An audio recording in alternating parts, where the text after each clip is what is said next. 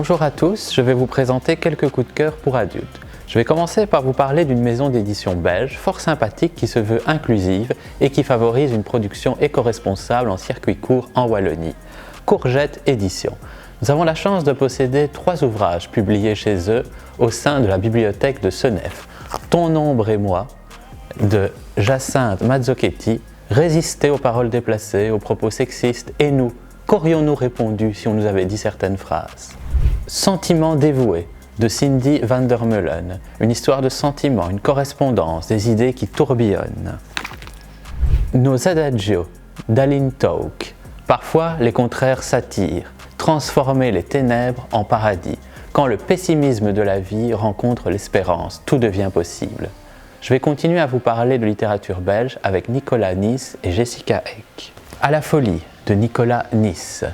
Gwendoline est coupable de ses crimes. Elle élimine ses compagnons les uns après les autres. Mais Ethan, un lieutenant de police chargé de l'affaire, voit les choses autrement. Le cœur des profs, de Jessica Eck. Ce n'est pas facile de diriger une école quand on est directeur. Il manque une remplaçante en français. Dans la précipitation, trouver quelqu'un, elle s'appelle Mademoiselle Vernier. Et vous savez quoi? Elle est parfaite.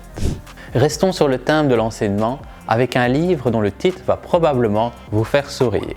La fabrique du crétin vers l'apocalypse scolaire de Jean-Paul Brighelli. Il s'agit d'un ouvrage qui raconte la situation de l'enseignement en France, mais les réalités et analyses faites sont les mêmes chez nous en Belgique. L'école se porte mal, elle n'enseigne plus des savoirs, mais elle fabrique une société de consommateurs avec peu de connaissances et qui semble se satisfaire de ce minimum.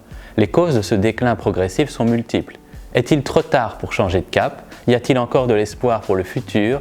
C'est ce à quoi tente de répondre Jean-Paul Brighelli dans son ouvrage « La fabrique du crétin vers l'apocalypse scolaire ». Je vous propose ensuite un roman assez mystérieux, autant que la couverture, Comme une image, de Magali Collet. Lali est une enfant de 9 ans, très intelligente, avec un visage d'ange. Un ange en apparence, car très vite, elle peut vous déstabiliser, devenir diabolique. Gare à celui qui n'aimera pas Lali. Le point commun entre les 2 livres suivants, le harcèlement. La vie en vrai, d'Emma Green. Louf est victime de harcèlement à l'école et sur les réseaux sociaux. Mais c'est une guerrière, elle ne se laissera pas faire. Elle va même se rapprocher de Lazare, le plus cruel de la bande. L'amour peut sauver la vie. C'est ce que nous raconte Emma Green dans La vie en vrai.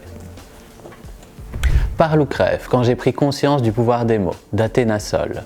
Le harcèlement, les regards des hommes qui insistent, les remarques déplacées dans la rue. Et si la meilleure façon de s'en sortir, c'était la force des mots? Utiliser la langue française pour échapper à des situations embarrassantes. C'est ce que propose Athéna Sol dans son livre Parle ou crève, quand j'ai pris conscience du pouvoir des mots. Et pour terminer, une bande dessinée, Béatrice de Joris Mertens.